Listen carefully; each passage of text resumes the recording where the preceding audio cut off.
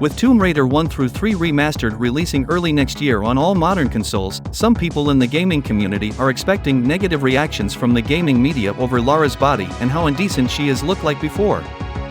I feel they're going to be waiting a very long time for those remarks, considering female sex appeal is still very much prevalent in gaming, with Japan being the front runners of that movement still. From what I have seen online, only one side is fueling this quote-unquote culture war, where the so-called anti-cancel culture happen to be the ones that want to cancel culture and crusade against Western game developers over the appearances of female characters. One such crusader is Melanie the Mactivist, who has played victim and used fake outrage to garner attention from any instance of Lara Croft that doesn't look absolutely perfect in her eyes. Seeing that Crystal Dynamics and Embracer signed off on this remake, what point is she even trying to make here? Every single instance of Lara Croft is one where she looks different and complies with that game's atmosphere and mechanics. Like Fall Guys.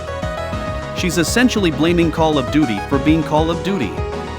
Asking for feminine animations in Call of Duty is like asking to put wings on a car. But how did Western devs get to this point with women in video games, where fans have to actually praise them when they look sensual? During the early generations of gaming, video games were much simpler. Developers simply designed the characters how they wanted because there weren't more to video games other than the design and gameplay itself. Back then, a lot of females from Western games had sex appeal, all while the games themselves still being appropriate for children. Now there's much more to games than just visuals and gameplay. Suddenly we have cutscenes, text boxes, voice acting, pre-rendered video, motion blur, 50-60 hour-long campaigns, scripts, and so on. The lines between Japanese and Western games are much more defined. Japanese developers are gradually embracing anime as an inspiration to making games. We're seeing cel-shaded graphics and flashy special effects more than ever before, making games sort of like imitations of cartoons in a way. Of course, that means we're seeing a fair share of women, perhaps very young women, in skimpy attire. Before I continue, though, let me address further the misconception that the so-called anti-SJWs are having. From YouTuber VZX account, he writes, "So if you want this in a video game, then you're a porn addict, a coomer, a disgusting person. But if it's with real people doing it in front of the cameras, then it's fine." I wish the Twitter freaks would have a sit down with me and calmly explain to me their morality without contradicting themselves. My one and only fascination is why are drawings bad, but real people fine? To answer V's question in the simplest way possible, a video game is a production with an obligation to deliver on a successful product while a celebrity is engaging in some nonsensical behavior that she herself is accountable for. It's such a shame that comments like these are the reason I feel obligated to make videos like this, because a simple explanation can easily clarify the direction that Western gaming has made in regards to women in video games. Because they desperately want gaming to go back to the way it used to be, where sex appeal has been much more common, the only explanation they're willing to accept is that the Western devs are political and are trying to make women unflattering on purpose. Of course, these people don't know what they're talking about, they just want the easiest and fastest way to reverse the trend, as if the political leanings of the developers is the actual culprit of this, and they want it eliminated. They're completely blinded from the fact that Western studios have changed their focus with advancements in graphics and memory. It has very little to do with politics. It has more to do with presentation. Story has been more important than ever before in Western gaming, and every single developer puts major priorities in putting together a product that can be enjoyed as if the consumer was watching a movie. This means hiring real actors, composing music scores, putting emphasis on cutscenes, and overall ensuring that everything fits or clicks within that cinema-style experience. That means that the characters also have to look the part. So we'll call this part of the Venn diagram Western cinema. I have been a fan of Mortal Kombat since the 2011 remake, and I can honestly admit that the women in the game are not as raunchy looking as they used to look since Mortal Kombat 10. But I also acknowledge that each Mortal Kombat game has gradually gotten better and better when trying to imitate a movie. If Western devs want to be taken seriously as this lucrative alternative to cinema, there has to be a good reason for the Mortal Kombat babes to be in bikinis and bras, or else they can't wear them. But then you often get retorts of, why can the men in Mortal Kombat still appear without shirts on? Part of it has to do with the fact that many of these characters are inspired by action heroes. Liu Kang, Bruce Lee, Johnny Cage, Jean-Claude Van Damme, Kano, The Terminator, and Garrus, we all know that's supposed to be The Rock. The rest of it has to do with men historically known to work and fight without shirts on. If you ask any random man on the street to take off his shirt, he'd probably do it without issue. It can't be the same for women, though. Some do not take kindly to exposing much of their body in public, even if they are healthy and have great figures. So this celebrity does not reflect the views of every woman. But is it possible for classic Lara and reboot Lara to be the same woman? Classic Lara, until Tomb Raider got film adaptations, didn't have much character development, but she did have personality.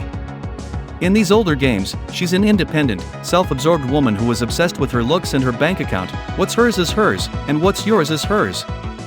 Her independence and lone wolf mentality is technically forgiven due to the lack of storytelling capabilities that fifth-generation games had at the time. Fast forward to 2018 and Lara is a completely different person from her old-school incarnation. But as much as it pains the Melanie Mactivists to hear this, that's okay. Crystal Dynamics decided we need to make changes to this series if we actually have a chance in hell to succeed again. It is not uncommon for series to undergo major changes over time. Western series, Japanese series, it doesn't matter.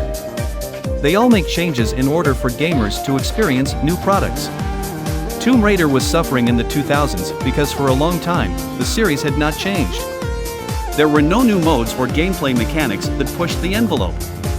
Fall 2008 introduced the world to countless blockbuster games like GTA 4, Metal Gear Solid 4, Saints Row 2, Dead Space, Star Wars, The Force Unleashed, Left 4 Dead, Mario Kart Wii, Gears of War 2, and Call of Duty, World at War, and Crystal Dynamics answered that with Lara's on yet another adventure, now go play it. They didn't even bother trying to experiment with an updated art style. So what had to change? The story had to change. They decided, let's create an origin story. And for that to happen, Lara had to be in a dramatically different world from what she is used to. She did not come out of the womb already knowing how to use firearms and do acrobatics. She had to learn as time went on. So rather than playing as a Mary Sue that had all the skills necessary to topple any challenge in front of her, the reboot Tomb Raider games were more about a weak protagonist that gradually became stronger by overcoming dangers that would otherwise kill the typical human being. So that meant, obstacles that Lara would otherwise breeze by in seconds are things that younger Lara needs to experience, such as fighting wild animals, climbing very high structures and taking on mercenaries with stealth and creative ingenuity rather than with just bullets. So to answer the question from previously, yes. It is possible for younger Lara and older Lara to be the same person, with the experiences helping to find her calling and affect her overall behavior. The Melanie Mactivists will argue that this isn't Tomb Raider, while they proceed to stream Zelda and other games from well-established series. In reality, it is Tomb Raider, and it's okay if this kind of Tomb Raider isn't your cup of tea, but it's important to know that a lot has changed in the industry since 1996 and Tomb Raider was one of the last things that followed suit. With that in mind, the more grounded, realistic world means having Lara as she appeared in the PS1 era wouldn't make sense. When I played these reboot games, I switched to a classic skin of Lara for only a couple of minutes before switching back, and it has to do with Lara's style looking out of place. This is a story where she deals with tragedy and must overcome struggle after struggle in front of her, so if we had plastic surgery Lara with anorexia and basket boobs, it destroys everything about the story they're trying to tell.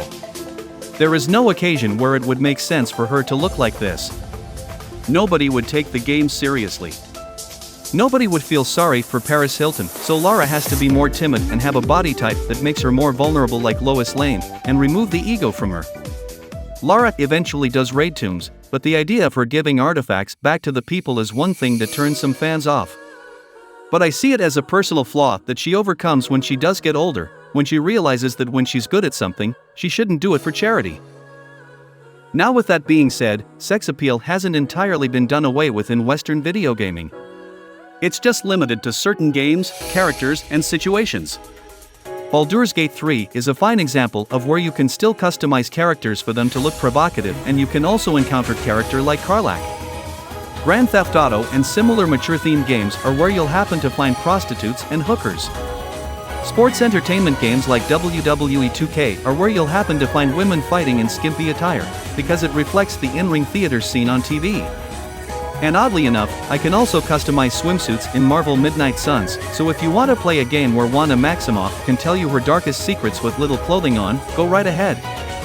So in short, do I think there's a coordinated effort to minimize sex appeal in video games?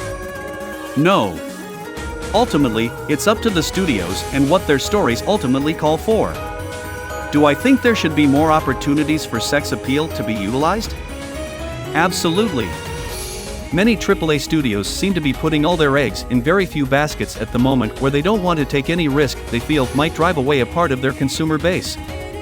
So I might as well address another elephant in the room. No, the women are not being made ugly on purpose. How ridiculous. It has more to do with the capabilities of the game's engine or lack thereof. Seeing that Fable series is known for character customization and avatar heroes, it's easy to realize that the actress's face does not match the shape of the model's head. Every person's face and head have different proportions, and it takes talent to get the face to look more natural. As for Tanya, apparently people are upset about her wrinkles. These wrinkles, such as nasolabial folds, are facial features that everyone has on their own face. Make this face in front of the mirror, and you'll see those same lines. The men in Mortal Kombat 1 are not safe either. I mean, look at this. How come nobody ever talked about Raiden? That weird bottom lip, those forehead lines, those wide eyes, it's evident, though he's making an outlandish facial expression. And no, Japan has also been guilty of missing the mark in terms of facial scanning, so it's not just a Western problem.